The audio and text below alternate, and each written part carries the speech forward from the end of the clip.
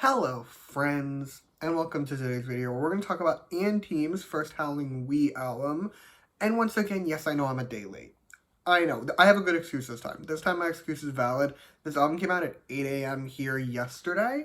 I'm at work at 8 a.m., which meant that I would have had what is essentially just my lunch break to listen to the album and take notes, film, and edit a video. That was not realistic, so we're doing it today. None of you actually care, I am aware, so let's go over how this is going to work. We're back to doing albums. We've been doing singles for a while. We're back to albums. We're back to my bread and butter. So, we're going to run through the track list. I'm going to give you my thoughts on each song, and then I will give the album a score out of 10 at the end. However, I do have some disclaimers before we continue. Disclaimer number 1. In spite of the fact this album came out yesterday, I've only heard it once so far, so my opinions on these songs very much may change over time. Second disclaimer is, of course, my standard one. Everything I say in this video is just my opinion. You do not have to agree with my opinion because, as the mug always says, music is subjective, and that is great. Okay, now that we have all of that out of the way, we can get started. And first up, we have not only the title track, but also my favorite song on this album, which is Firework. And the trend of Anteam just having excellent titles continues because this song, I'm a bit obsessed. The verses are solid. I do prefer the first one, but it's one of those cases where they're both good. The first one's just a little bit better, but it's not that deep. The pre-chorus, meanwhile, is great. It perfectly builds into the chorus, and I really liked it. And speaking of the chorus, this chorus absolutely slaps. It is the part that broke me in this song. Like, it's doing everything I could want. It goes just hard enough without going too far and being a little too much. It perfectly walks the line, and it's so good. Big picture, I'm gonna call this their best title. I mean, I like it more than their debut by a little bit, so it is their best title to date, so hooray for that. But, like, it's just so excellent. It has this sort of vibe that I can only define as, like, a soft version of punky poppy rock, and I'm weirdly here for it. Also, brief note, everything I said here applies to the Korean version. They are essentially the same to me in spirit, so I'm not re-reviewing it. Everything I said here applies to both. Moving on, next we have Road Not Taken, and it's fine.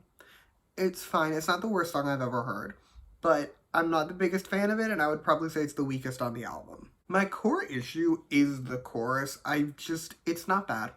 It's not bad. I didn't hate it. I just feel like it's not giving in the way that I would have wanted.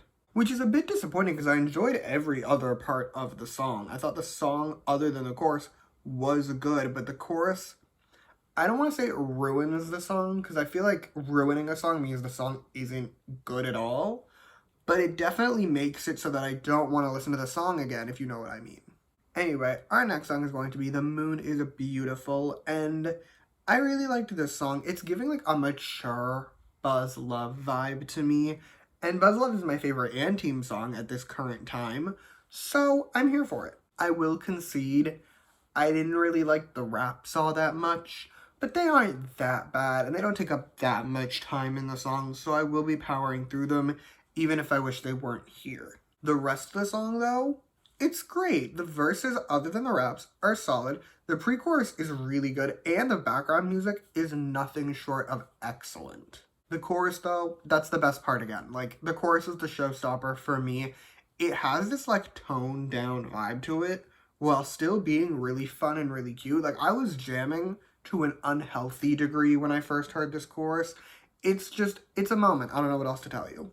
We have reached the final Japanese song on this album, which is Blind Love. Now, apparently the song was an OST. It was the opening theme for Dr. Chocolate, but I was unaware of this fact. I didn't know that, and I never heard it before today.